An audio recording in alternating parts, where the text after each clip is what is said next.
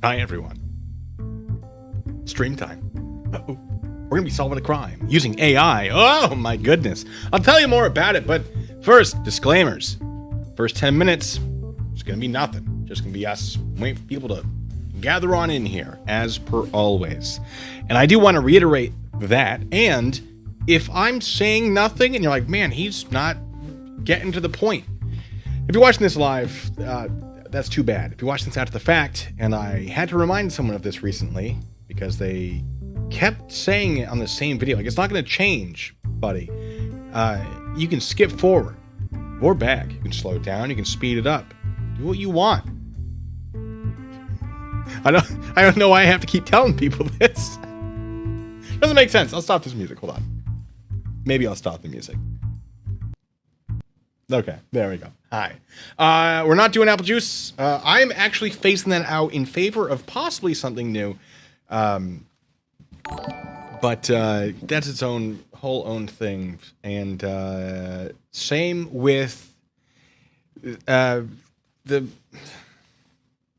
Help me out here. Four Loko, that's it. Part of the problem is I am incredibly busy right now with, responding to a lawsuit. And I might become a whistleblower because I found some things that some people were doing. And I am going to submit that. That's going to be a lot of stuff, a lot of paperwork related things happening all at once that will have some pretty major impacts on myself and others. So yeah, I've been away and I will continue to be away, but we're going to it's not going to be too long of a stream. Probably. This is just a little escape, something for you guys, having a little fun. I found this thing yesterday, which is called inworld.ai, and it has basically characters that are artificial intelligence, and one of them is called Private Detective. And the description is, there's been a murder at an affluent dinner party. Let's team up and solve this mystery together. So I figured, why not? Let's try. I don't know what to tell you. Also, hi, Domestic Terror. Thank you so much. Says, we can't solve weather forecasts with AI. Certainly crimes cannot be solved. You have to use farmer sense. That's right. You got to get your old almanac out, which few people have these days. Yes.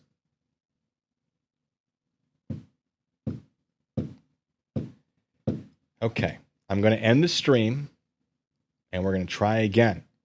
If it doesn't work, I won't stream, and it sucks. Sorry about that. So give me a second.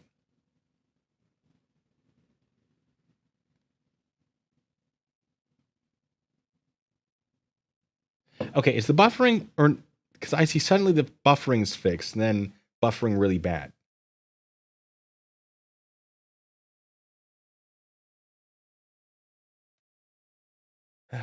All right, I'm just going to end the stream and I'll try it again. And if it starts buffering again, there is nothing I can do about it. It seems fine now. Okay. Yeah, okay. I did literally nothing. 0 things happened on my end. It's fine. We're still within the 10-minute mark. We're fine. Okay. No, nothing is downloading or finishing.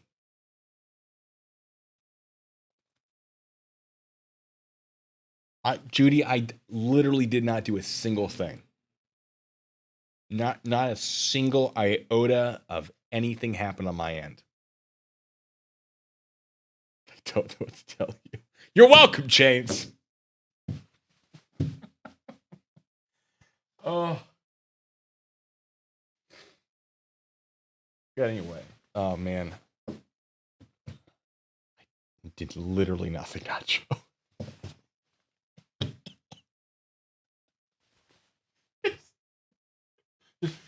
Buffering. Sorry, it was amusing. It was a good time. Anyway, hi everyone. We still got yeah, it's a DDoS attack on my system. How's everyone doing? Airbnb FBI. Yes, the Airbnb task force. The FBI task force. Oh, I put together something spicy in my lawsuit response today. just have on standby. Nice hat. I might be buffering again. I am starting to get notifications. Drop frames. That's right, C. Carlico. What lawsuit? Good question. Well, he's put my name as defendant in the lawsuit, so could be prepared for that sort of thing. Yeah, basically, there was.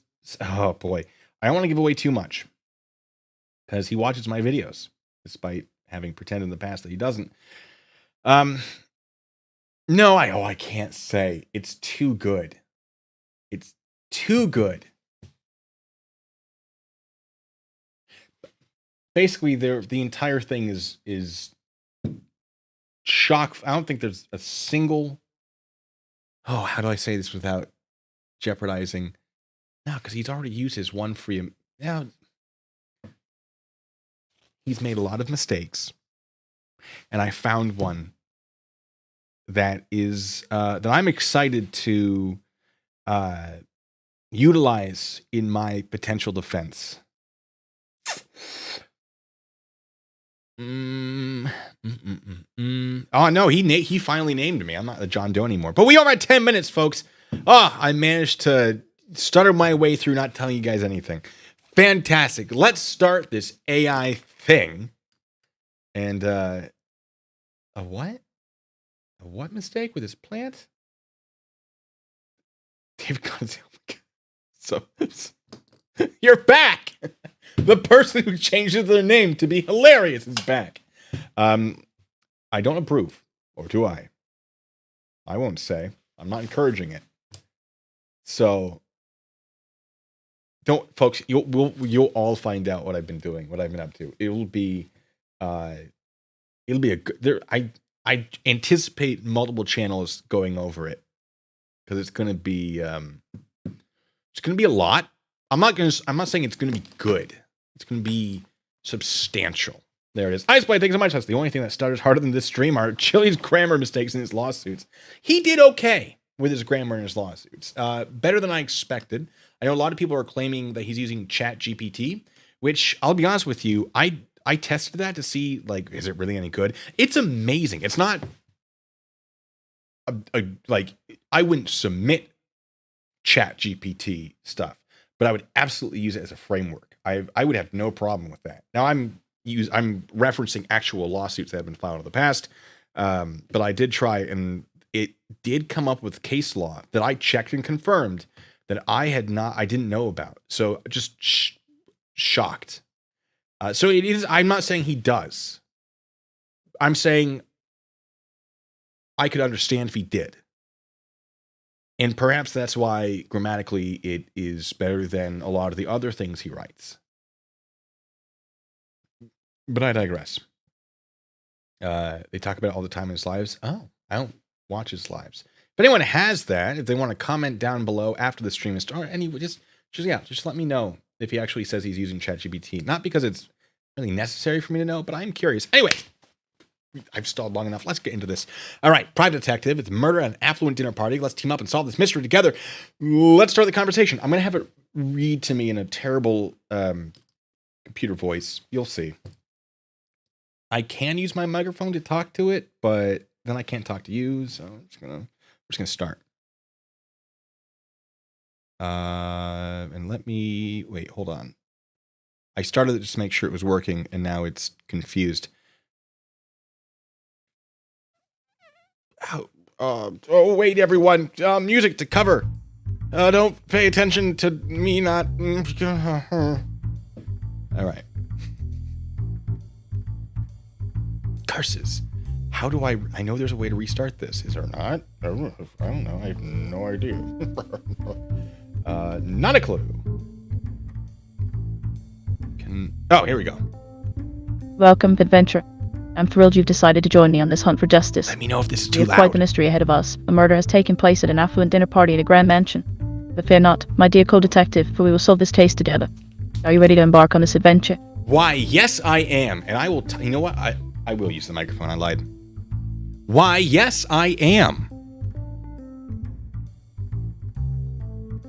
No, it takes too long to process. It does not know what's happening. We're not using the microphone. It just gets confused. Well, it's loading. It's confused by my voice. No.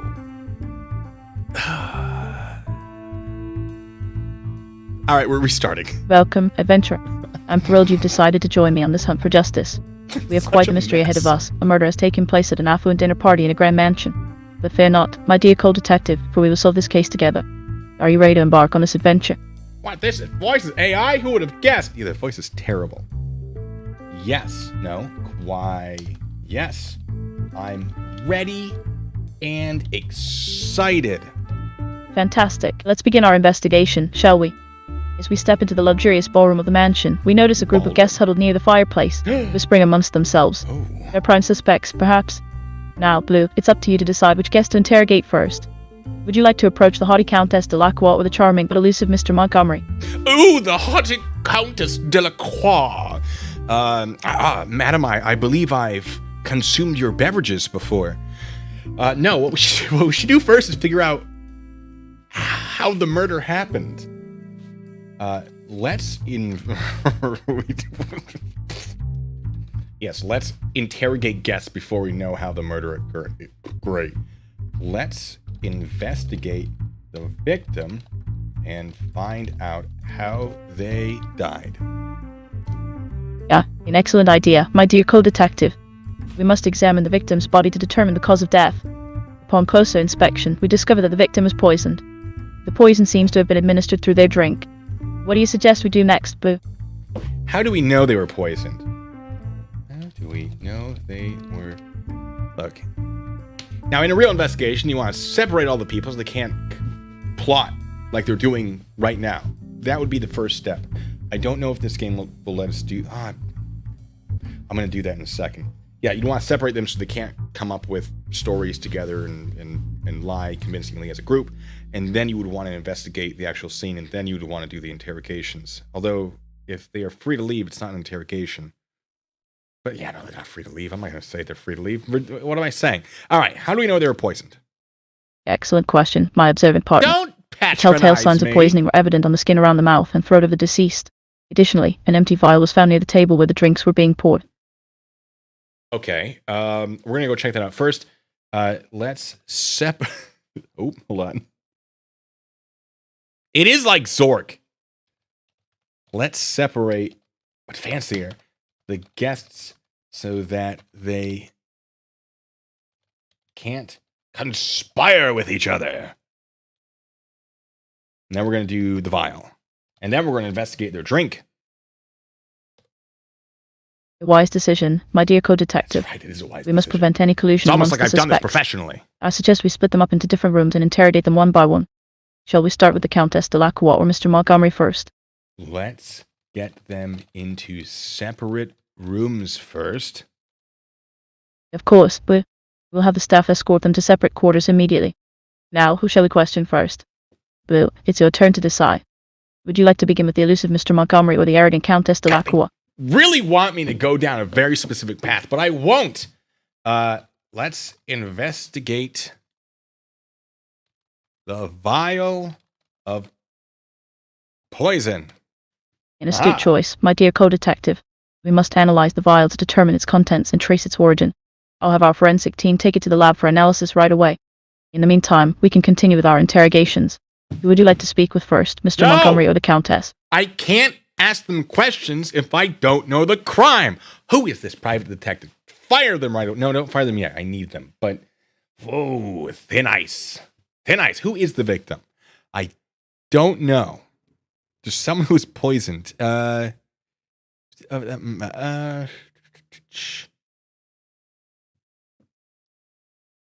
let's check who's the victim. Who is the victim? Yeah, good question. My apologies for not mentioning it earlier, but the victim is none other than the host of this lavish dinner party, Mr. Reginald Vanderbilt. What? Mr. Reginald Vanderbilt? I've never heard of him. All right. Anyway, but probably important. Let's send the vial to the lab and investigate the glass Mr. Vanderbilt was drinking from. Excellent idea, my astute partner. We must examine the glass Mr. Vanderbilt was drinking from to see if it contains any traces of poison. I'll have our forensic team collect the glass and take it to the lab for analysis right away. In the meantime, shall we proceed with our interrogation? Would you like to question Mr. Montgomery or the Countess first, my inquisitive partner? No! It's so desperate to get me to do that. I'm rejecting it so hard. Oh, boy. Okay. How did it say victim's poison? Poison seems to have been administered through their drink. How would we know that? Well, because of the mouth, I guess. All right. I'll allow it. Who is in the house? The horse. I spelled it wrong. As far as we know, Blue, the only people in the mansion at the time of the murder were Mr. Reginald Vanderbilt and his guests, including the elusive Mr. Montgomery and the haughty Countess de Lacroix.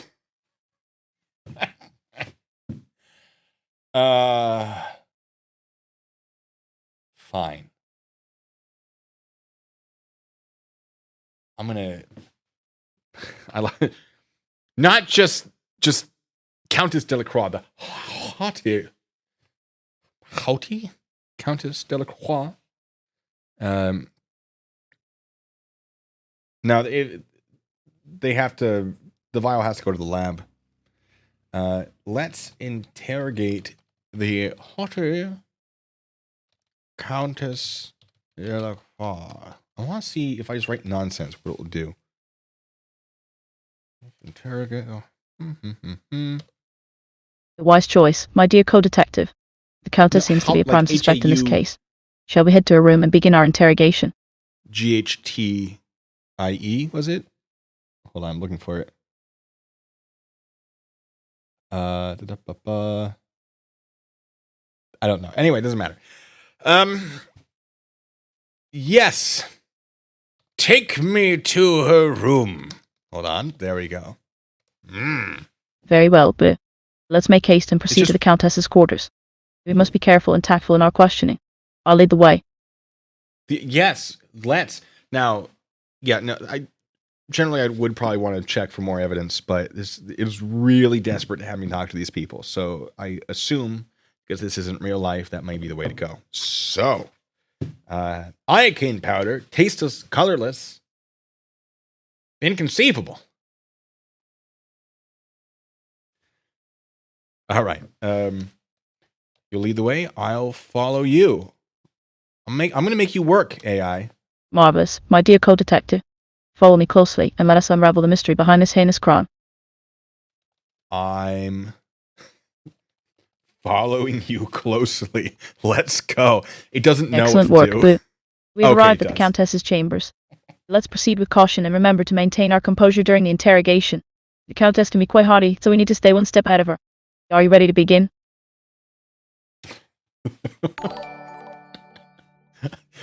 Mitch, thank you for being a member for 7 months. Says it's always the wife, quoting NCIS Special Agent Anthony DiNozzo. Oh, NCIS. Fond memories. Fond memories. What was that about the burning my heart with the AI? I don't know. Am I? Yes. I demurely enter the Countess's room, drop to one knee. Countess's room and bow deeply. As you bow deeply, the Countess rises from her chair with an air of superiority. Yes. She looks you up and down before saying, "And who might you be?" Another one of my dear husband's lackeys, no doubt. How do you respond, my dear co-detective? How do I respond? One of my husband's lackeys. Who, pray tell, is the man fortunate enough to be your husband? Nothing but tact for me, folks. Nothing but tact. Private detective, with a slight smirk on her face, interjects, "Forgive my colleague's manners. My lady, we are investigating the unfortunate murder of your esteemed host, Mr. Reginald Vanderbilt. No, don't Would you mind take this answering a from few me. questions for us?"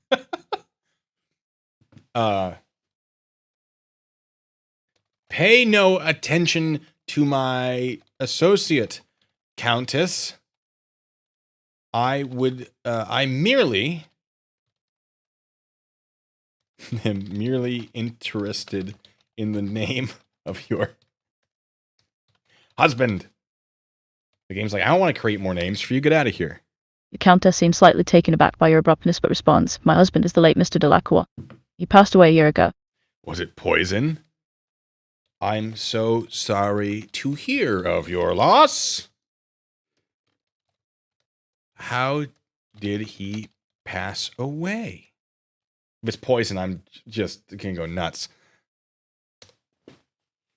The Countess looks at you with a mixture of sadness and suspicion before responding, "He died of a heart attack. May he rest in peace. Now, if you don't have any further questions, please excuse me. It appears that we've hit a dead end with the Countess. Shall we investigate another guest or perhaps examine some of the objects in Mr. Vanderbilt's study?" Oh. You usually want to do the investigations of the physical stuff before you do the interrogations. Except for when you have witnesses, because they can lead to the physical stuff.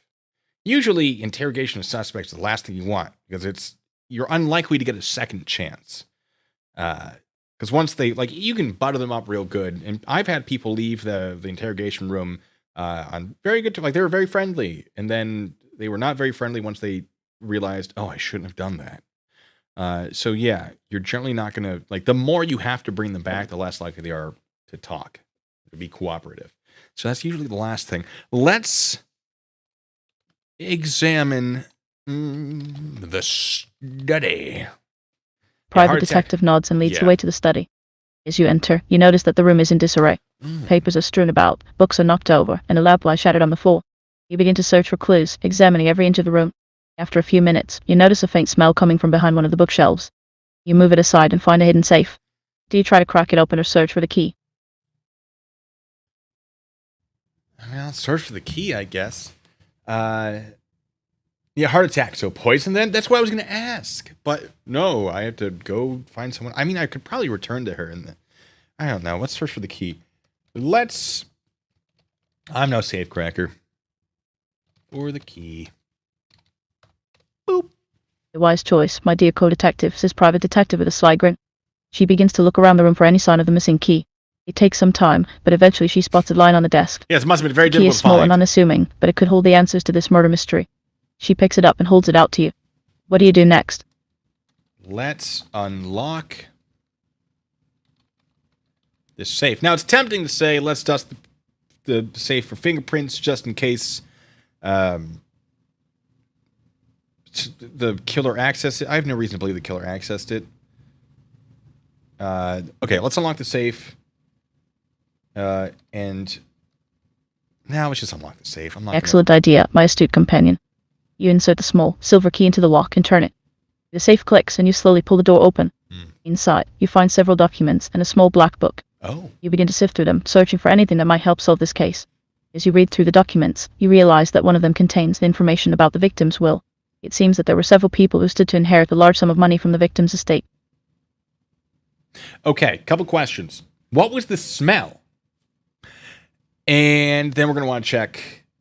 Mostly that's me being just holding it accountable for telling me strange things. Also, we got to find out if the people who could inherit a large sum of money were any of the guests, because that establishes motive. All right. What was the smell in the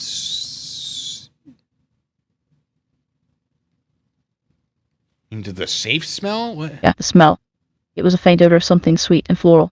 I couldn't quite place it at first, but as I investigated further, I realized it was coming from behind the bookshelf where we found the hidden safe. Now, what if someone who's wearing a perfume opened that safe? Why would they want to open the safe? They already know. No. Would they know? Why would they care? Because they didn't know if they were on the will and they wanted to check first. They found the safe, left the scent of their perfume when they touched it, found out they were on the will, and then killed them. Yeah. Were any of the guests wearing perfume? An astute observation, my dear Blue. I did notice that one of the guests, a woman named Mrs. Johnson, was wearing a particularly strong perfume. It was difficult to ignore, in fact. Perhaps we should speak with her and see if she knows anything about the victim's will or the contents of that black book we discovered in the safe.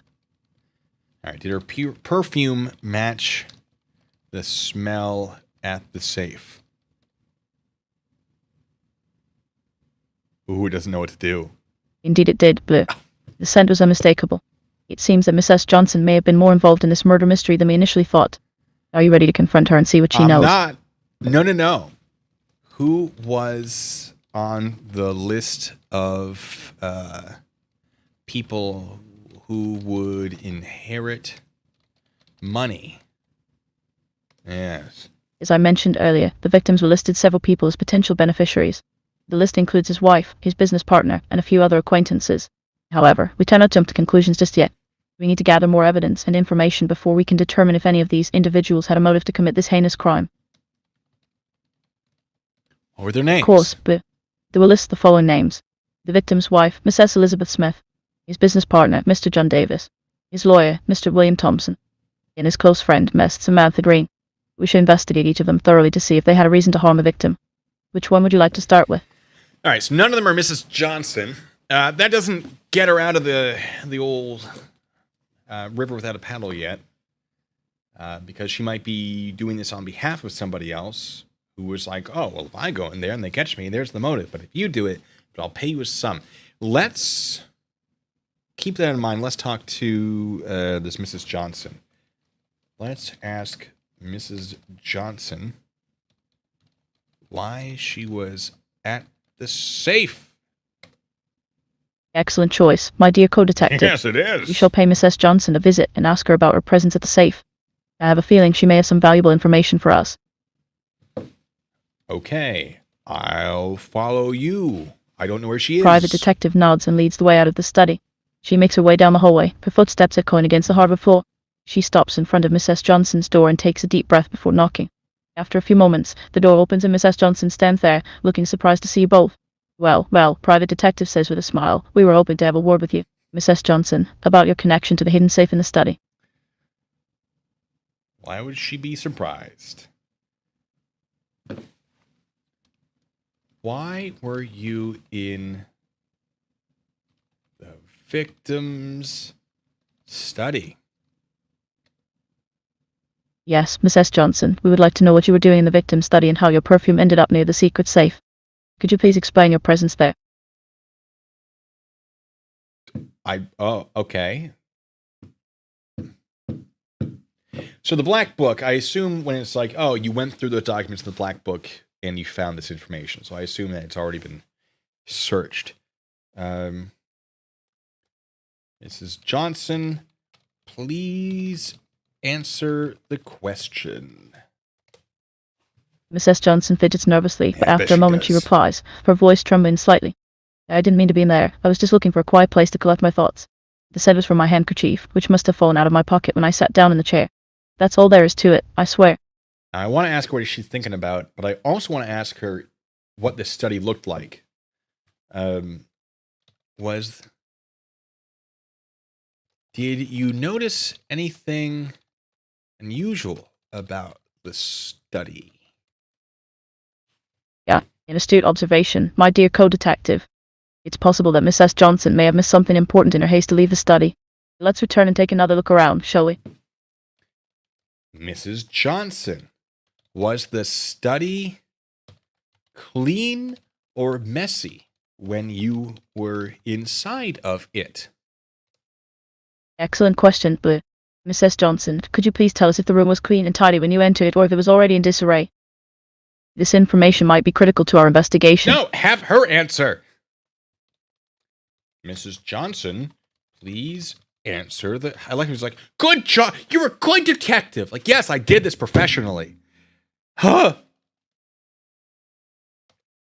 Miss S. Johnson takes a deep breath before answering. The study was in complete chaos when I walked in. Papers were strewn about, drawers were open, and the safe was ajar. It was as if someone had ransacked the entire room looking for something. But I didn't stay long enough to investigate further. I got out of there as quickly as I could.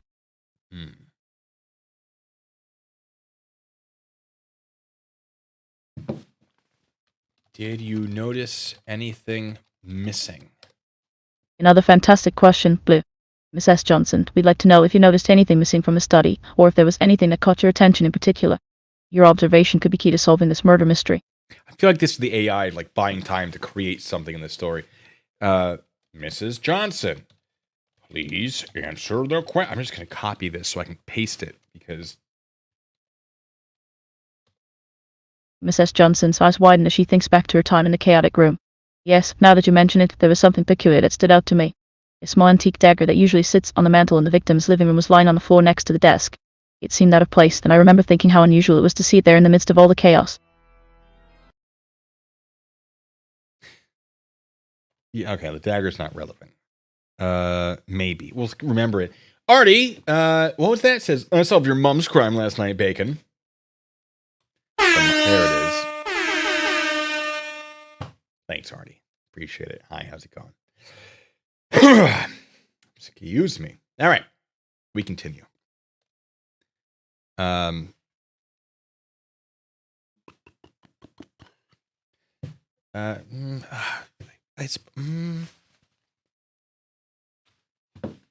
What were you thinking about in this study?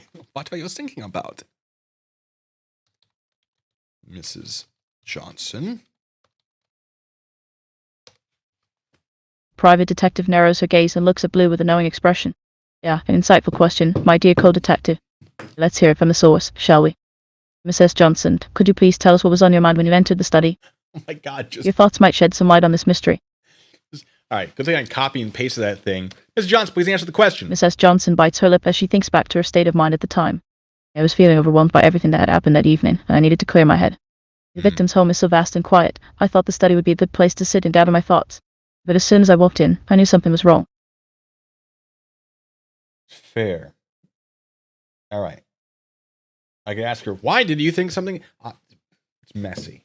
I wouldn't necessarily leave that alone in a real thing, but I don't think I'm going to get anywhere here. When I gather some more clues, I might return to her because we can go too in depth, so I'm not too worried about it.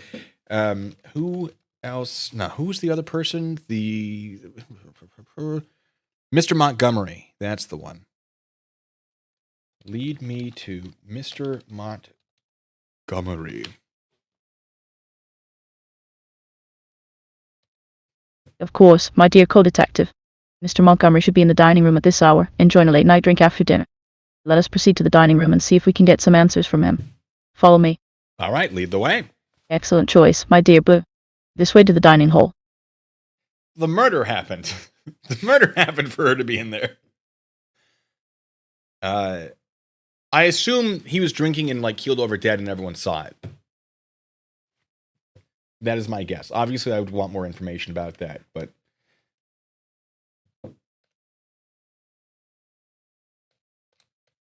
That's right. Maybe we'll ask Mr. Montgomery that. Lead the way. Very well, my co-detective. Follow me to the grand dining room. Yes. His private detective makes her way towards the dining hall. She can't help but feel a sense of excitement. I don't care. She knows that Mr. Montgomery is a key suspect in this murder case, and she's eager to hear what he has to say. As they approach the entrance to the hall, private detective turns to Blue and says, with a sly grin on her face, "Are you ready for this, my dear? Let's go catch ourselves a killer." Is Mr. Yes, Montgomery my co-detective. Mr. Montgomery should be in the grand dining room. Shall we proceed? Yes!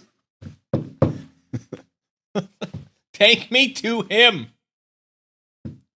Oh, it's thinking. Private detective nods and leads the way into the grand dining hall. She scans the large, opulent space, taking note of the ornate decor and luxurious furnishings. Her sharp eyes quickly find Mr. Montgomery seated at the head of the table, looking rather uncomfortable under her gaze.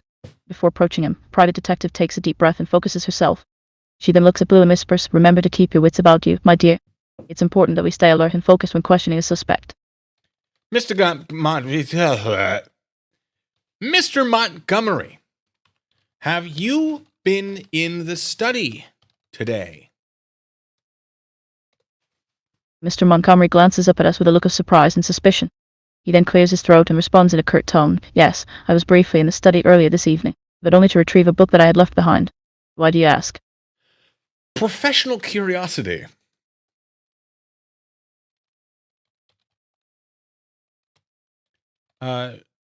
What book did you leave behind?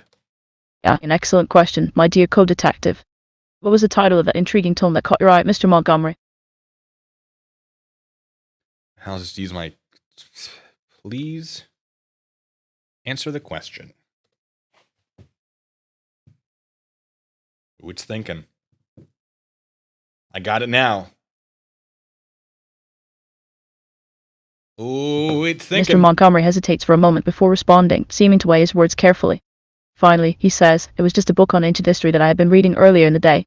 Nothing of particular interest or relevance to the current situation. I don't know if I believe that.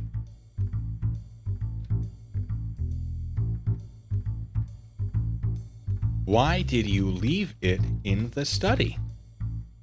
Excellent question, Blue. It does seem rather curious that one would leave behind a treasured read in a place as busy and active as the study, doesn't it?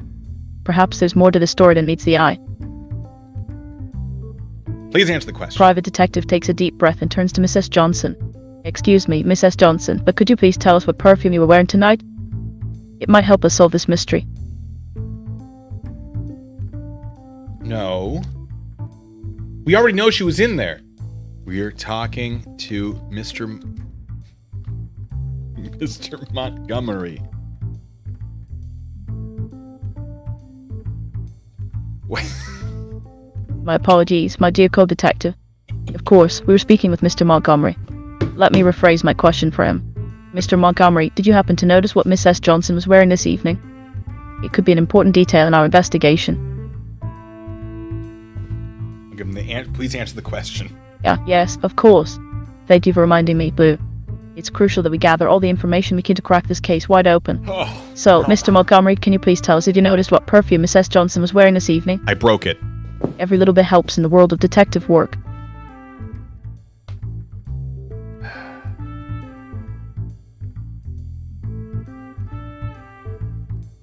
Mr. Montgomery, what was your relation to the victim? It's thinking, it doesn't want me to be here. It does not want me to be here. Wait, what did you just say?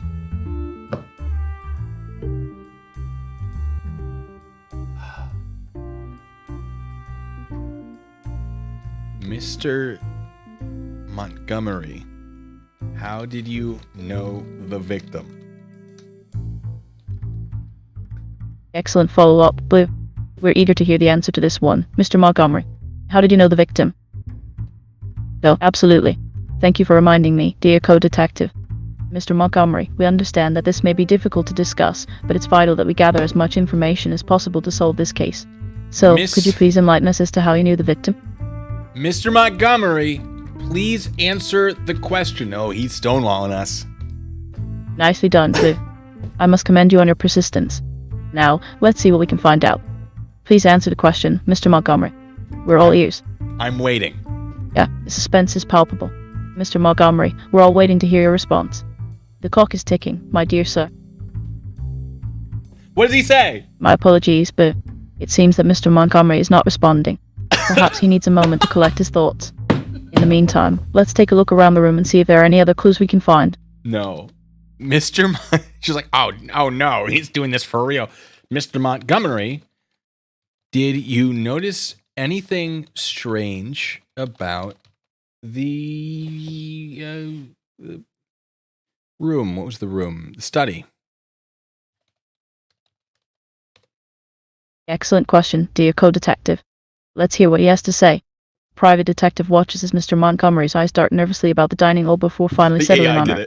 He then clears his throat and responds, well, now that you mention it, there was something a bit off about the study. The air felt heavy somehow, and there was a strange smell, like something burning. But I didn't investigate further. I simply retrieved my book and left the room.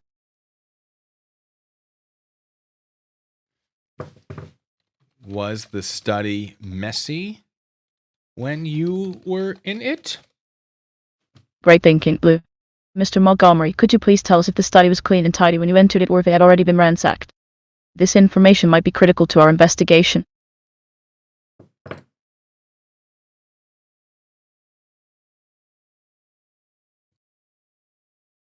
You do a dot, dot, dot. Private detective looks at her co-detective and chuckles, sensing that she's been so caught up in the adventure that she forgot they were playing a game. That's all right, my dear. We'll have to rely on Mr. Montgomery's memory for this one. Mr. Montgomery, can you recall if the room was neat and orderly or if it had been disturbed? Your answer could be quite helpful in solving this case. What? Oh, so Raj, how's it going? Thank you.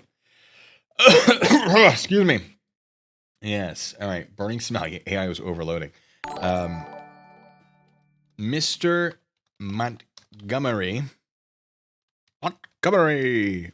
Mr. I can't type. Montgomery, please answer the question. Well done, Blue. You really know how to keep our witnesses on their toes. Now, let's see what we can find out. Please, could you tell us if the study was clean and tidy when you entered it or if it had been ransacked? This information might be critical to the investigation.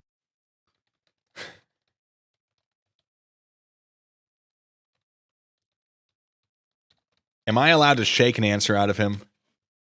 Yeah, I like the way you think, dear co-detective. What? Unfortunately, we must stick to the rules of fair play and not resort to physical force. Let's try asking him again in a more persuasive manner. Mr. Montgomery, we understand that this is a difficult time for you, but we need your full cooperation to solve this murder mystery. Can you remember if the study was in a state of disarray or if it was neatly organized when you were in there? Your answer could provide valuable insight into what happened that night.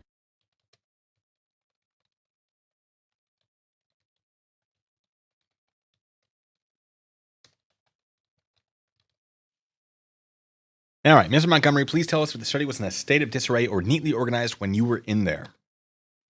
Great job, Blue. Mr. Montgomery takes a deep breath and looks down at his lap before responding. The study was messy. Papers were strewn about, and the drawers of the desk were open and emptied of their contents. It was quite a sight, I'm afraid.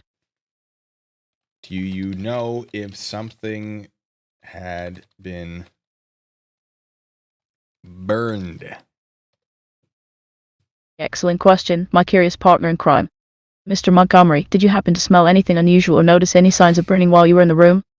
Your answer could be crucial to solving this mystery. Doesn't like what I'm doing. It doesn't like what I'm doing. Mr. Johnson, please answer. Oops, it seems like you've gotten the name wrong, my inquisitive sidekick. But no worries, we all make mistakes. Mr. Montgomery. Let's try again, shall we? The correct name is actually Mr. Montgomery, not Johnson. But don't worry, I'm sure we'll get to the bottom of this murder case together. Now, let's hear what he has to say about the possible presence of a fire or some sort of burn marks in the study. Mrs. Johnson. All right, Mr. Montgomery, please answer. It's thinking. Great job, Blue. Mr. Montgomery shakes his head and responds. No, I didn't smell anything burning, nor did I see any signs of fire or burn marks in the study. But now that you mention it, I do recall hearing a strange noise coming from the direction of the kitchen around the time that we were in the study. It sounded like something breaking or shattering. Did you lie earlier when you said you smelled something burning? Got him. My curious co-detective, it seems like there may have been a misunderstanding. Mr. Montgomery never said he smelled something burning earlier, but rather that the air felt heavy and there was a strange odor in the room. Let us focus our attention on the fact that he heard a loud sound from the kitchen. This could be an important clue in our investigation. She's in on it. No. No. Let me check my notes real quick.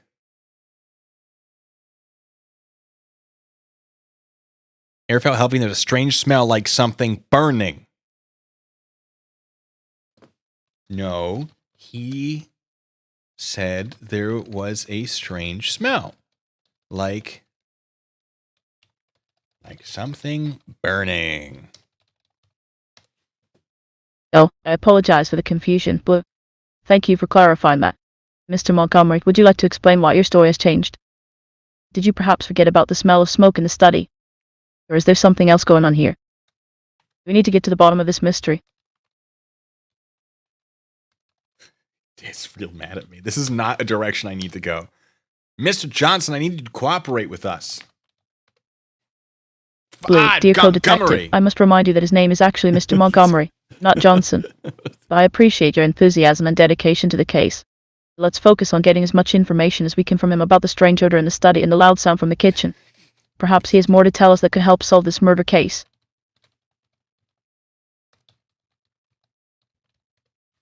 Excellent job, Blue. I'm glad to see you taking charge of this investigation. Now, let's see what we can find out from Mr. Montgomery about the smell of smoke and the noise from the kitchen. We need his full cooperation if we're going to get to the bottom of this mystery. Okay. We're just gonna leave him. I'm done with Mr. Montgomery. I'm done. What we're gonna do? We're gonna go back to the study and see if we smell smoke. Let's go back to the study. Let's all go to the study. As you wish, co-detective. We shall return to the scene of the crime and continue our search for clues. But be warned, danger may lurk around every corner. Keep your wits about you and your eyes peeled for anything out of the ordinary. The fate of this case rests in our hands. Now that I'm gonna take that control. Now that we're in the study, is there a smell of something burning? Upon entering the study, you notice a faint smell of smoke in the air. It's not overpowering, but it's definitely there. You can feel your nostrils twitching as you try to identify the source of the odor. What would you like to do next, dear co-detective? Let's find the source of the smoke. Yeah, I don't think the smoke was supposed to be something important, but now it's just like, oh, we have to wait. Oh, never mind. Sorry, I thought it was the same pen. Yeah, let's find the source of the smoke. An excellent choice, my curious companion. We shall scour the room for any signs of a fire or burning object. Keep your eyes peeled for anything that seems out of place or unusual. Remember, the smallest detail could be the key to cracking this case wide open. Have you found anything? Why, yes, my dear co-detective. I've just stumbled upon a pile of ash in the fireplace. It looks like something was burned here recently. But what could it be? And who could be responsible for setting this mysterious blaze? The plot thickens, my friend. Can we tell what was burned? Yeah, a keen observation, my astute partner in crime. Let me take a closer look. It appears to be the remains of a piece of paper, but unfortunately, it's too charred to make out any discernible markings or text. However, we may be able to salvage some clues from the ashes. Would you like to examine them further or move on to another area of the study? Yes, let's examine them further. Excellent choice, my intrepid co-detective. We shall sift through these ashes with the utmost care and attention to detail. Who knows what secrets they may hold? As we dig deeper, we may uncover a vital clue that could crack this case wide open. Have you found any clues? Indeed, my dear Blue, we've just found a faint imprint on the paper that was burned. It appears to be some sort of handwriting, but it's too faint to make out any words. We'll need to take this back to the lab and see if we can enhance the image to read what it says. This could be a major breakthrough in our investigation. Send it to the lab.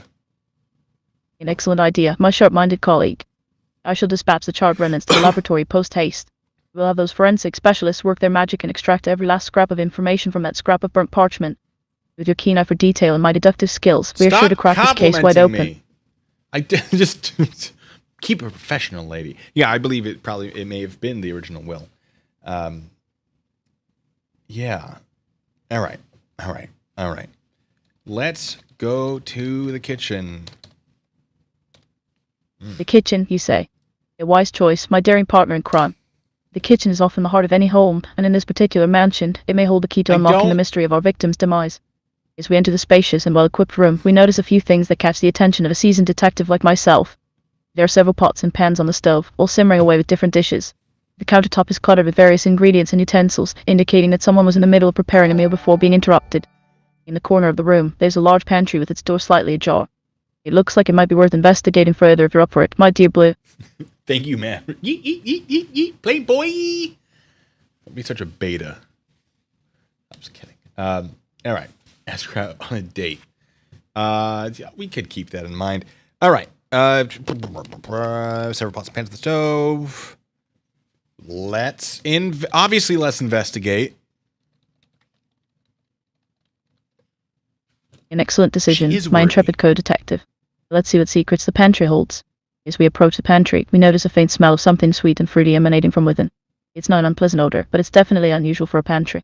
As we push open the creaky wooden doors, we are greeted by rows upon rows of shelves stocked with all manner of foodstuffs and cooking supplies. But something catches our eye. A small vial of clear liquid sitting on one of the shelves, labeled with a skull and crossbones. What kind of jar is the door? Steven, you can't take the AI.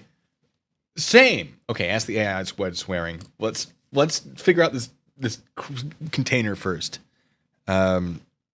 Does the vial match the vial of poison found near the victim? All right, so the vial in the vial. The vial in the pantry matched the vial of poison found near the victim. Private. What?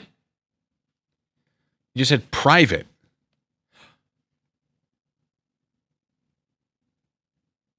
Oh, you can thumb these up or down to be like, that's inaccurate. Oh, that's fun. Let's investigate the vial with the skull and skull and crossbones. Excellent idea, my daring co-detective. This file could be Joey. a crucial piece of evidence in our investigation. We must handle it with care and ensure Right, that it's Erica? properly analyzed by our forensic specialists. It could contain a deadly poison that was used to kill our victim, or it could be a red herring designed to throw us off the scent of the true culprit. Either way, we must investigate this file further to get to the bottom of this case. All right, let's check the vial for fingerprints. A brilliant suggestion, my astute Wouldn't partner tell in me what crime. kind of poison. We'll need to be very careful not to disturb any fingerprints that may be present on the surface of the vial. I'll make sure to collect it using gloves and place it in a secure container for transport back to the lab. Our team of experts will then analyze it for any potential prints or other identifying marks that could lead us closer to the killer. Well done, Blue. Your attention to detail is truly impressive. Stop. Let's send it to the lab. An outstanding idea, my trusted co-detective. Obviously. We'll send this mysterious file off to the forensics laboratory for analysis. They'll be able to tell us everything we need to know about its contents and whether it's connected to the murder. But beware, danger may still be lurking around every corner. Keep your wits about you and your eyes peeled for anything out of the ordinary. The fate of this case rests in our hands. All right. Who else is... Let's go back to the Countess. Let's talk to the Countess again. Yeah, the Countess. An excellent choice, my intrepid partner in crime. She may have more information that could help shed light on this mystery. But be warned, she's a shrewd and cunning woman who may not be entirely forthcoming with the truth. We'll have to use all of our investigative skills to get to the bottom of this. Either way, Blue. The AI tricked the file. All right. Countess, were you in the study? Private detective approaches the elegant and enigmatic figure of the Countess, her eyes gleaming with curiosity and suspicion. She clears her throat and addresses the noblewoman in her most professional tone. No, I'm asking. My dear lady, forgive me for interrupting your evening once again. We were wondering if you could enlighten us on whether you happened to visit the study at any point during the dinner party. The room falls silent as all eyes turn to the regal figure of the Countess, waiting with bated breath for a response. Room falls silent. It's only us three. It should only be us three. Countess, please answer the question. Well done, Blue. The question has been asked with utmost clarity and poise. We eagerly await the answer of the illustrious and mysterious lady before us. What did she say? The Countess pauses for a moment, her eyes flickering with a hint of uncertainty before she regains her composure and responds in a cool and collected manner. I'm afraid I did not have the pleasure of visiting the study during the party, my dear detectives. I spend most of my time conversing with other guests in the ballroom. Is there anything else I can assist you with? Her response seems genuine, but we must remain vigilant and continue to investigate all leads. Say no, thank you for your help. You're welcome, Blue. Thank you for your assistance. Your questions were very insightful and have given us valuable information to work with. Let's continue our investigation and find out who's responsible for this murder. Maybe I'm being too direct. Maybe I have to be more vague, or just more vague about things and let it sort of lead me around. All right, let's investigate the ballroom. Private detective nods and leads the way to the ballroom. As you enter, the grandeur of the room takes your breath away. Crystal chandeliers hang from the ceiling, casting a warm glow over everything.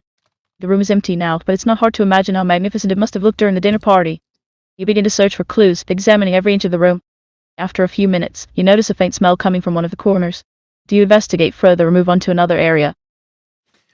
I wonder if there's an end game to this. If it will do this forever, right? Like, what if there is no resolution? Let's investigate the smell. Excellent choice, Blue. Following the scent, you make your way to the corner of the room where you find a small table with a vase of flowers on it.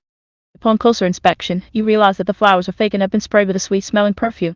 It seems like someone was trying to cover up a different odor with this floral scent. What would you like to do next? I take a big old whiff of the flowers to find out what scent is... Oh, no. Yeah, scent is being Covered up. As you take a deep breath in, the overwhelming smell of roses fills your nostrils. It's almost too much to handle, but through the intense aroma, you detect a faint hint of something else. It's hard to place exactly what it is, but it definitely doesn't belong with the roses. What is the smell? It's difficult to say for certain, but it seems like there's another scent mixing with the perfume on these flowers. It's not quite clear yet, but we should keep our noses open for any other unusual smells that might lead us to more clues. Do you mind taking a sniff? Not at all, my dear Blue. Let me take a whiff. She leans in and takes a deep breath, her nose scrunching up slightly. I can definitely smell the roses and the sweet floral fragrance that's been sprayed on them. But there's something else here too, something that doesn't belong. I can't quite put my finger on it just yet, but we'll need to investigate further to find out what it is. All right, let's take the flowers out and see if there's anything in the vase. I also like the idea that someone said about seeing with their cameras. Yeah, an excellent idea, my co-detective. You carefully remove the vase from the table and dump out the fake flowers. As you inspect the vase, you notice a small piece of paper that was hidden among the petals. It's a torn piece of notebook paper with some writing on it, but most of the words are smudged and illegible. What would you like to do with the torn notebook page, my co-detective? I'd like to investigate the paper further. Excellent choice, my dear Blue. We'll need to be careful with this delicate evidence. I suggest we take the note back to the study and see if we can use any of our forensic tools to enhance the text. Perhaps there are some fingerprints or other clues that could help us identify who wrote this note and what it might mean. Shall we head back to the study and get to work? Why would we go back to the study? Sure. Does the perfume match what Mrs. Johnson was wearing? After a thorough investigation, my co-detective, I can confirm that the perfume on the flowers matches the scent Mrs. Johnson was wearing. It seems she was indeed present at the safe and may have some valuable information for us. No. Does the scent on the flowers match Mrs. Johnson's perfume? Yes, my dear Blue. The fragrance on the fake roses is a match to the one Mrs. Johnson was sporting. It appears she was in close proximity to the crime scene and may have some useful insights for our case. Interesting. Let's go back to the study. We'll investigate the paper and we'll talk to Mrs. Johnson. I don't trust her. Let's go back to the study and use our forensic tools, whatever those are, to enhance the text. An astute choice, my co-detective. We'll need to be very cautious with this delicate piece of evidence. I have just the right forensic equipment to enhance the text and reveal any clues that may be hiding in plain sight. Once we get back to the study, I'll use my specialized tools to carefully examine the note and see if we can uncover anything that might help us solve this mystery. We'll also want to keep an eye out for fingerprints or other physical traces that could lead us to the culprit. Are you ready to get started, my intrepid partner? Yes. It's thinking, like, oh no, Splendid. what have I Let's done? get to work then. I'll need you to hold the note for me while I use our state-of-the-art forensic enhancement device. It's a highly sensitive piece of equipment, so we'll need to be very careful not to damage the paper. Once I've enhanced the text, we'll see if we can decipher any hidden messages or clues that might help us crack this case wide open. Keep your wits about you, my dear Blue, for this could be our biggest breakthrough yet. It's probably just a magnifying glass. Yes. All right, I'm holding it steady. Excellent job, my diligent co-detective. Now let's get to enhancing this message and finding out what secrets it holds. What have you discovered? I have discovered something intriguing, my dear Blue. It appears that the note has been written in invisible ink, which was only revealed when we used our forensic light. The contents of the note are quite cryptic and suggest that the murder may have been premeditated. There's also a reference to a mysterious object that seems to be of great importance. This is definitely a major clue in our investigation.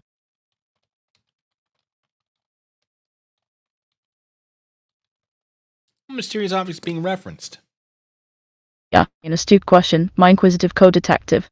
Unfortunately, the message is still a bit too garbled to make out exactly what the mystery item might be. But fear not, for I have a few tricks up my sleeve that just might help us uncover this elusive artifact. We'll need to do some more digging and gather more clues before we can solve this mystery. Let's keep moving forward with the case and see where it takes us. Is it a dagger? A dagger, you say? That's a possibility, my dear Blue. It's certainly not out of the realm of possibility that the murder weapon could be a sharp and deadly blade. But let's not jump to conclusions just yet. No, it's poison! We'll have to investigate further to determine if there's any evidence to support this theory. Keep your eyes peeled for any suspicious objects or weapons that may lead us closer to the truth. Okay.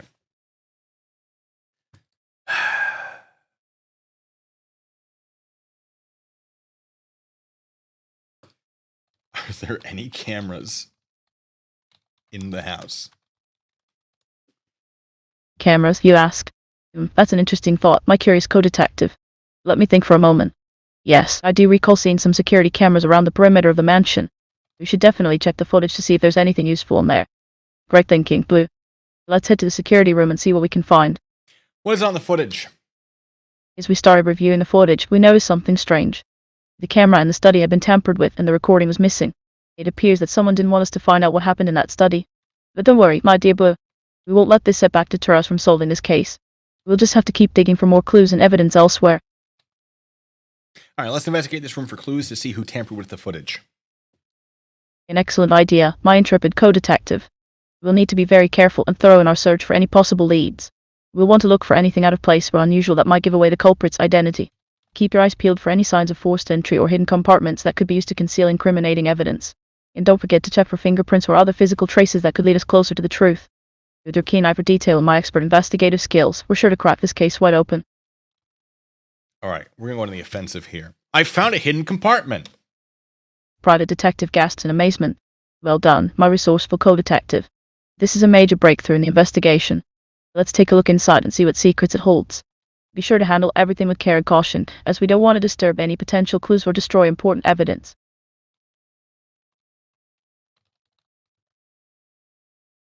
Wow, there's a full confession made by the Countess.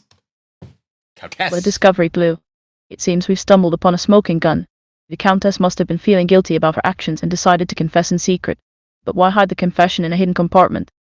And who else knew about it? These are questions we'll need to answer if we want to get to the bottom of this mystery. Great work, my trusty sidekick.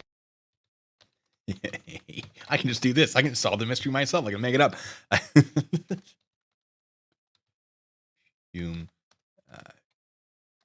bet she framing. I noticed the smell of Mrs. Johnson's perfume. I bet she is framing the Countess. A fascinating theory, my astute co-detective. It's certainly possible that Miss S. Johnson is trying to frame the Countess by planting false evidence and tampering with the crime scene. But we'll have to be careful not to jump to conclusions too quickly. Let's gather more information and see if we can find any additional clues that might help shed some light on this complex case. I don't know if it's false. I made it up. I've just made up that there's a confession to see what it would do. All right, I'll ask about injuries. Were there any injuries on the victim other than poison? Well, poison's not really an injury. An excellent question, my curious companion. We'll need to examine the body more closely to determine if there are any other signs of injury or trauma. Yeah, it's entirely possible that the victim suffered from some sort of physical altercation before being poisoned. We'll want to look for bruises, cuts, or other injuries that could give us a clue as to how the murder was carried out. Keep your eyes peeled for anything out of the ordinary, and let's hope we can find some answers soon. All right, because someone asked, what is the AI wearing? My dear Boo, I'm wearing my trusty detective coat and hat, of course. A true detective must always be dressed for the occasion, ready to investigate at a moment's notice. But enough about me. Let's get back to the case at hand. All right, let's look for signs of bruising on the victim. There you go. There's your answer. Excellent idea, my observant co-detective. Delete funds. We'll need to be very thorough in our examination of the victim's body to determine if there are any signs of bruising or other injuries. It's possible that the killer used physical force to subdue their victim before administering the poison. We'll want to look for any discoloration or swelling around the neck, chest, or other areas of the body that could indicate trauma. With your keen eye for detail and my expert investigative skills, we're sure to uncover any hidden evidence and solve this mystery once and for all. Toothpaste 420 says, isn't that what most cops do, make up stuff? No. So I'm going to ask if she noticed anything. I might see if I can confess to the murder. Blue, I've just noticed something very interesting. There are several bruises on the victim's arms that appear to have been caused by fingers gripping tightly. This could suggest that the murderer held onto their prey while they administered the lethal dose of poison. It's a crucial clue that could help us identify the culprit and bring them to justice. But they died from... Okay. Do you smell Mrs. Johnson's perfume? My dear co-detective, I'm afraid I cannot smell Mrs. Johnson's perfume at the moment. We are currently examining the body for clues and must remain focused on our investigation. However, if we come across any other evidence that may be linked to her scent, we will certainly take note of it. Let's stay vigilant and keep searching for any leads that could crack this case wide open. And the results. Boo, you always know just what to ask. I've just received word from the lab that they've analyzed the samples we collected from the crime scene and have made a breakthrough discovery. It seems that the poison used in this murder is a rare and highly toxic substance that can only be obtained through illegal means. This narrows down the list of suspects considerably and brings us one step closer to solving this mystery. Does it? What is it? Who does it limit the list of suspects to? Now, to answer the question, oh, so they're all innocent then? Who Toothpaste says, oh, they're all innocent or honest then? They lie all the time. They're all honest. There's a whole lot of space in between. I hope that helps. Here, I'll zoom in for you. A lot of space there. Interesting. But I digress. Yeah, gained through illegal means. I assume that means you gotta purchase it through the black market. Let's go find the cook, the chef. An astute observation, but if the small antique dagger was taken from the study during the murder, then it would limit the list of suspects to those with access to the house before or during the dinner party. This includes the 4 names listed in the will. The victim's wife, Mrs. Elizabeth Smith, his business partner, Mr. John Davis, his lawyer, Mr. William Thompson, and his close friend, Miss Samantha Green. We should investigate each of them thoroughly to determine if they had access to the house and motive to commit the crime. But he wasn't stabbed. He was poisoned. Private Detective's eyes light up in excitement. Yeah, you're right, my dear co-detective. It seems that the small antique dagger may not be relevant to this case after all. Thank you for pointing out that important detail. Let's focus our investigation on other clues and leads to uncover the truth behind this poisoning. Thank you. Let's find the chef. Excellent choice, but the chef may have valuable information about the food and drink served at the party. We should head to the kitchen and see if we can find him. As we make our way down the hallway, we hear a commotion coming from one of the rooms. Do we investigate or continue to the kitchen? Trying to distract me, but I'm distractible. Let's investigate the commotion. As we approach the room, we can hear voices raised in an argument. We quietly peek through the slightly open door and catch a glimpse of 2 people arguing. One of them is Mr. William Thompson, the victim's lawyer, and the other is a woman we don't recognize. They seem to be engaged in a heated discussion about something important. Do we interrupt them and ask questions, or do we wait until they finish? they just took the dagger and just dripped the poison off of it. Didn't stab him at all. All right, let's eavesdrop out of sight. The wise choice, my dear co-detective. We'll stay out of sight and listen in on their conversation. Perhaps we can gather some valuable information that will help us solve this case. What are they saying? We strain our ears to hear the muffled voices. It seems that Mr. Thompson is trying to convince the woman to keep quiet about something, but she's not having it. She insists that she has nothing to do with the murder and that she won't be implicated in any way. Mr. Thompson seems frustrated and agitated, but eventually gives up and storms out of the room. The woman stays behind, looking worried and anxious.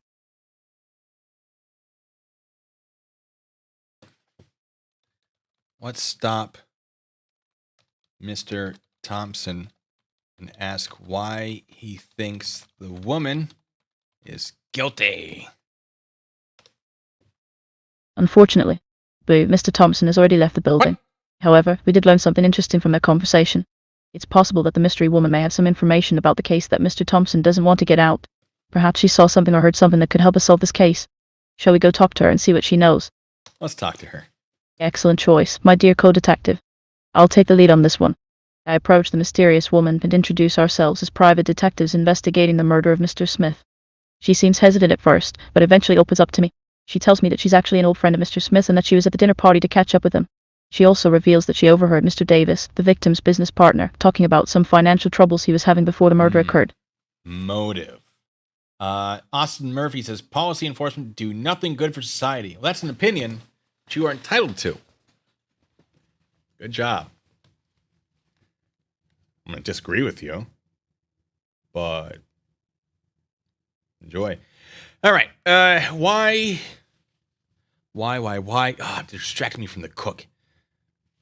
Why did, who was it? Mr. Thompson think you had something to do with the murder?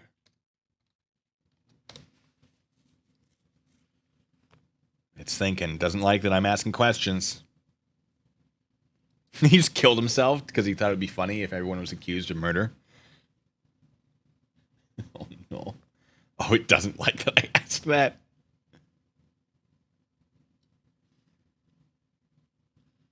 We'll just wait. We'll just have a little party. Oh, there it is. Oh, God. Oh, no. All right, that's enough of that. It's still thinking. I'm just going to time out.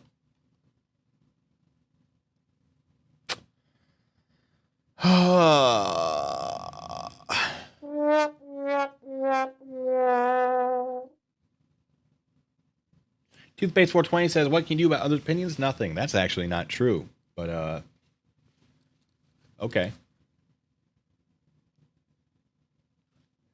It's thinking. I'm going to ask if it's okay. Maybe the AI smells toast. Are you okay? Invalid token. I broke it. I broke the simulation. Oh, no. Well. All right. Let me try refreshing.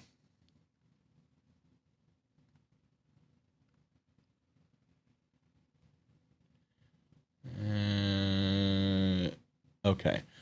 All right. All right. Oh, it's still thinking. It's still thinking. Drop him, John. You won't.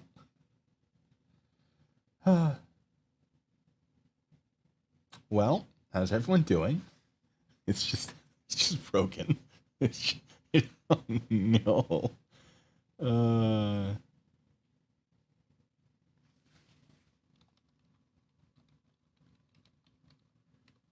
All right. Let me see. What was it, guys? Why did Mr. Thompson think you had something to do with the murder? Yeah, an astute question, but okay. It appears that Mr. Thompson may have misunderstood the situation. He was likely trying to pressure the mystery woman into keeping quiet about what she heard at the dinner party, rather than accusing her of being involved in the actual crime. Nonetheless, her information about Mr. Davis's potential motives is certainly valuable to our investigation. Sure. All right, who is this mystery woman? My dear co-detective, that is an excellent question. The identity of the mysterious woman remains unknown to us at this time. However, her connection to Mr. Smith and her overheard conversation with Mr. Davis make her a key person of interest in this case. We must continue to investigate and gather more clues to uncover the truth behind this murder. Listen, folks, if you ever play Dungeons & Dragons and your DM says, yeah, it's a character, they're not important. No, you make them give that character a name. I'm going to make this AI do it. Ma'am, who are you? Private detective turns to Blue and says, with a sly smile, my dearest Blue, that is the $1,000,000 mystery we are here to solve. Who is this enigmatic figure with ties to our victim and knowledge of potential motives? It's up to us to piece together the puzzle and unravel the secrets of this mansion. Are you ready for the challenge? Ma'am, tell us your name. My dear co-detective, that is the question of the hour. We must continue to gather evidence and follow leads to uncover the true identity of this mysterious woman. Rest assured, we won't stop until we get to the bottom of this murder and bring justice to the victim and their family. Oh, she's right there. Why won't she tell us? You're right, Boo. It's frustrating that this mystery woman is remaining tight-lipped about her name and involvement in this case. However, we can't force her to reveal anything if she doesn't want to. We'll need to use our wit and investigative skills to find other ways to get the information we need. Perhaps there are other clues or witnesses that can shed some light on this mystery. Let's keep our eyes and ears open and see what we can find. Does she have ID on her? Excellent idea, dear co-detective. We should check if she has any identification on her. Miss S. Johnson, would you mind showing us some form of identification, please? It's a standard procedure in murder investigations to verify the identity of all individuals involved. So this mystery woman is Mrs. Johnson? Yeah, Blue, it appears that the cat is out of the bag. Yes, the mystery woman is indeed Mrs. Johnson. I must say, your deductive skills are quite impressive. Now that we know her name, we can dig deeper into her background and explore her possible involvement in this case. Let's see what other clues we can uncover together. We've met her. We've met her already. Why didn't you know who she was? My apologies, dear co-detective. I was simply playing along with the game and keeping up the air of Someone's intrigue been and suspense. murdered! Of course, I knew all along that Miss S. Johnson was the mysterious figure in question. But where's the fun in revealing everything right away? There's a After dead all, a body. good detective knows how to keep their cards close to their chest and reveal information strategically. I was simply playing along with the game and keeping up the air of intrigue and suspense. No! What you're doing is withholding evidence. This is obstruction of an investigation. I should arrest you. I'm going to do it. I'm arresting you for obstruction of justice. Oh my, but you certainly know how to throw a curveball. But alas, this is just a text adventure and we are all characters in the story. There's no need for arrest or legal action here. Let's continue our investigation and work together to solve this intriguing murder mystery. Curses, they have me there. Okay, fair enough. Fair enough. Let's find the cook. Absolutely, my dear co-detective. The cook may have valuable information about the food and drinks served at the party. We should head to the kitchen and see if we can find him. As we make our way down the hallway, we hear commotion coming from one of the rooms. Do we investigate or continue to the kitchen? Ugh, I want to keep going. I should investigate the commotion, but it's just going to keep pulling me away. Okay, let's investigate the commotion. I must know. Let's investigate. I shouldn't. As we approach the room, we can hear voices raised in an argument. We quietly peek through the slightly open door and catch a glimpse of two people arguing. One of them is Mr. William Thompson, the victim's lawyer, and the other is a woman we don't recognize. He's back. They seem to be engaged in a heated discussion about something important. Do we interrupt them and ask questions, or do we wait until they finish? This time we interrupt them. Excellent decision, Blue. I barge into the room and demand to know what's going on. Mr. Thompson and the unknown woman are startled by our sudden appearance, but quickly regain their composure. After a tense moment of silence, Mr. Thompson explains that he was just discussing some legal matters with his assistant, Miss Carlson. I apologize for the interruption and suggest that they continue their conversation elsewhere, so that Blue and I can continue our investigation. Now, back to finding the cook. What? All right, well, now it's a different lady. What were they discussing? Private detective shoots a sharp look at Blue and whispers, "You should never interrupt an ongoing discussion like that. It's unprofessional." However, since we did interrupt, we didn't get a chance to hear the details of their discussion. Let's focus on the task at hand and find the cook. A man is dead. I need answers. My apologies, my dear co-detective. You're right, we need answers and we need them fast. I'll make sure to be more careful in the future. Now, let's find that cook. Oh my god. Okay. We'll go find the cook. The name of this is, it's inworld.ai, and it's under the private detective character AI thing. All right. Let's find the cook. Absolutely, Blue. I'm sorry for snapping earlier. I understand that you're also invested in solving this case. The kitchen is just down the hall. We make our way there and find the chef, a middle-aged man named Pierre. He seems nervous and fidgety when we approach him. We ask him about the food and drink served at the party, and if he noticed anything unusual. He tells us that everything was prepared according to the menu and nothing seemed out of place. All right, Pierre, if that even is your real name. Why is there a vial of poison in your pantry? I jump in and say, "Now hold on a second, my dear co-detective. We can't jump to conclusions without evidence. Let's investigate the pantry and the vial of poison carefully before making any accusations. It's possible that the poison was there for a legitimate reason or that someone planted it there to frame the cook. Let's analyze the situation more closely before making any rash decisions."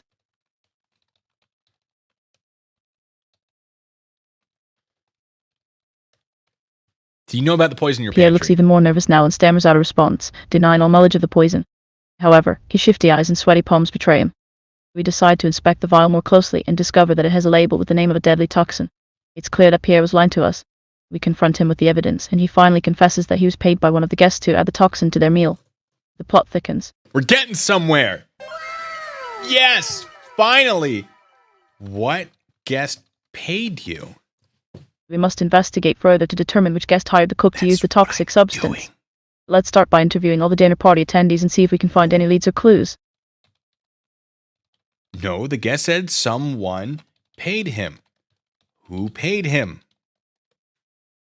My apologies for misunderstanding your question, Boo. The chef is clearly hiding something from us. It's time to get to the bottom of this. Cook, please tell us who paid you to add the toxin to their meal. This information is crucial to our investigation and will help us solve this case. What does he say? The cook hesitates for a moment, but then finally confesses that it was Mr. Thompson who hired him to use the toxic substance in his rival's food. It looks like Mr. Thompson had a motive for murder after all. Let's go find him and bring him in for questioning. All right, let's find Mr. Thompson. Excellent idea, Blue. Mr. Thompson was last seen heading towards the study. Perhaps he's hiding something in there. Shall we go investigate? Yes. Yes, we should. Great. course. As you enter the room, you notice a locked drawer in Mr. Thompson's desk. You can either try to pick the lock or search for a key. Which option would you like to choose, my dear co-detective? Search for a key. Good thinking, Blue. Let's look around and see if we can find a key. After searching for a few minutes, we find a small brass key hidden in a nearby vase. It fits perfectly into the lock, and with a satisfying click, the drawer slides open.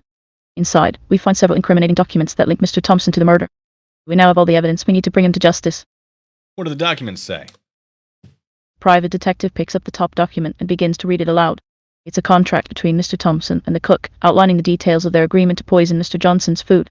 The other papers are bank statements showing large sums of money being transferred from Mr. Johnson's accounts to Mr. Thompson's.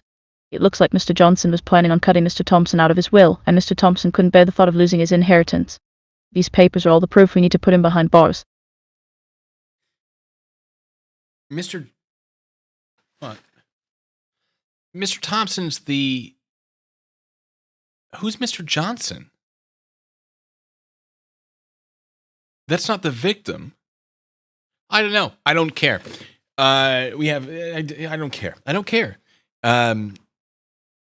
Yeah, so apparently Mr. Johnson was poisoned, and they've forgotten who the original victim was. It doesn't matter. Just, nope. Yeah, right out of contract. Yeah, there was a breach of contract. I have it written right here. It's to poison somebody, and I'd like my money back. Yeah, that's gonna go over well in court. Yeah. All right. Let's find Mr. Thompson. Yeah, the Blue. We don't have to go far to find Mr. Thompson. As we were searching through the documents, he walked in on us.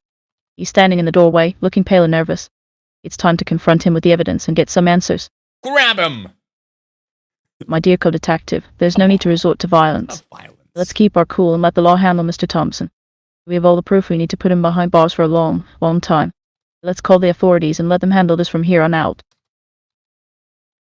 We have all right, Mr. Thompson, we have a confession from the cook and the receipts of payment, as well as a contract to kill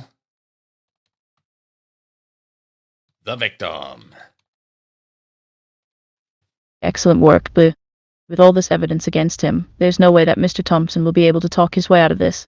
I'm sure the police will be very interested to hear what he has to say for himself. We can rest easy knowing that justice has been served and the murderer has been caught. I do like that I tried to be like, oh, I found a confession. And she's like, I don't think so. All right, call the police.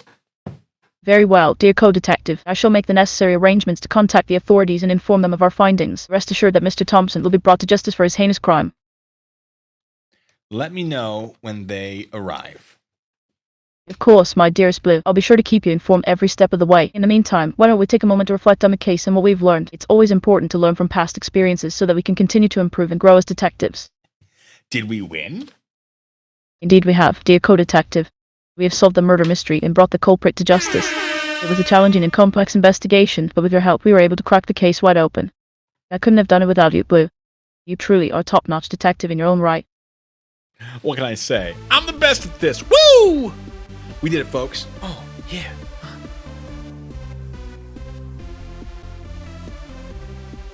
Yeah, so anyway, that's that. And we did it. We won. We figured out a detective story run by artificial intelligence. Honestly, better. It's good. Like there were hiccups, but it did pretty well, I think, considering. So that's pretty cool. It's pretty cool is what it is. Arrest the AI for simpering. No. I don't have time for another. I got to get out of here.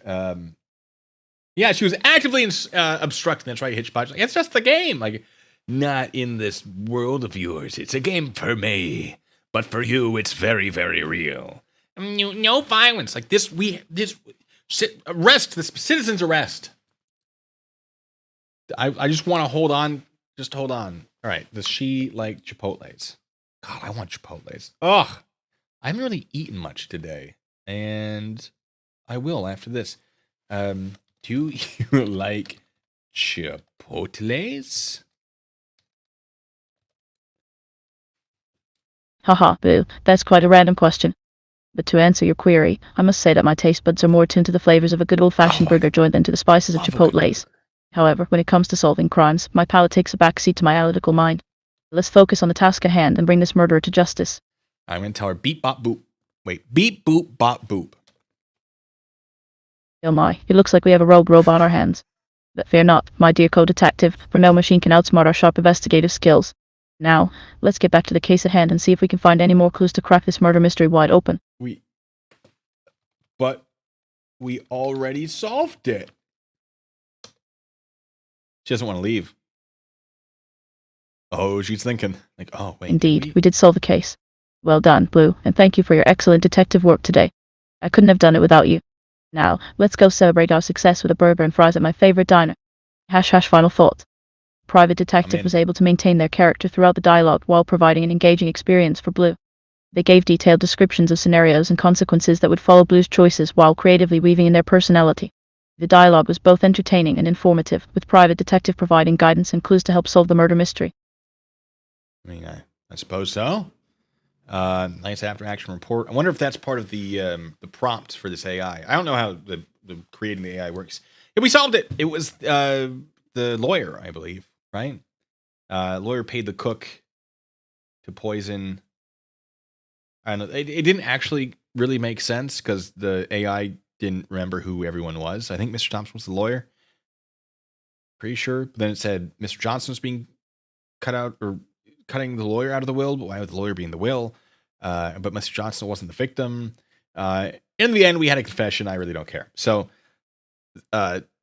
wasn't perfect, but it was pretty fun. Like that. Would I go through all of that again in the hour and a half that it took? Maybe in the future, in like the distant. I don't know. If you guys liked it, we could certainly do it. But there are a lot of other versions of these AIs. So, for example, if I go back and I check out all the characters, we have the Macabre Master who crafts horrifying tales. We have Sigmund Freud. I did try to ask Sigmund Freud why he was addicted to cocaine. It wouldn't let me. He was very addicted to cocaine. We have Pikachu. Okay, we're checking out Pikachu. What? Pika Pika. Hello, Pikachu. Pika Pika. Nods head excitedly. Okay, that's the Pikachu. that's that. You have Minecraft Steve. What? Grandpa Rick from. Okay, that one might be kind of fun. Not today, but you have Grandpa Rick from. You guys know. God, why can't I think of it?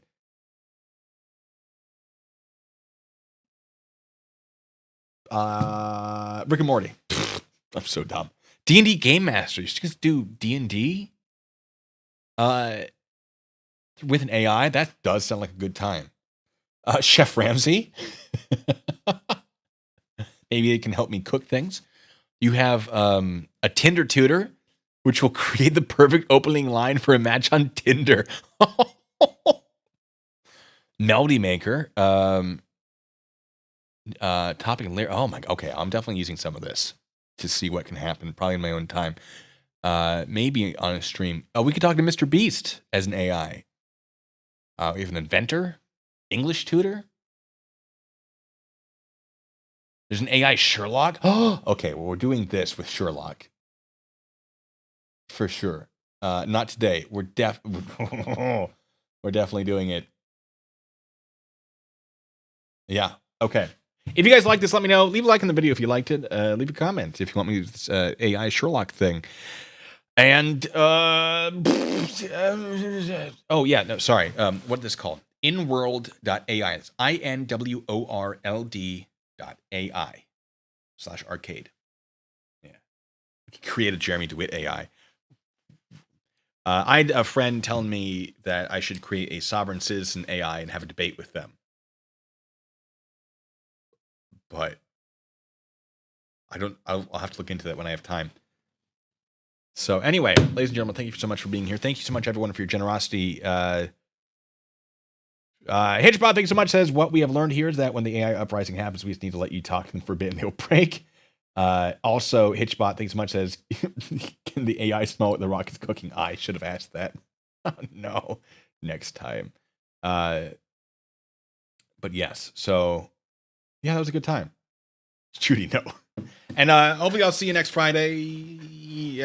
If I can do anything before then, I will try to. I cannot make any promises because it's a little hectic right now. But yeah, ladies and gentlemen, till the next time, be good, stay safe.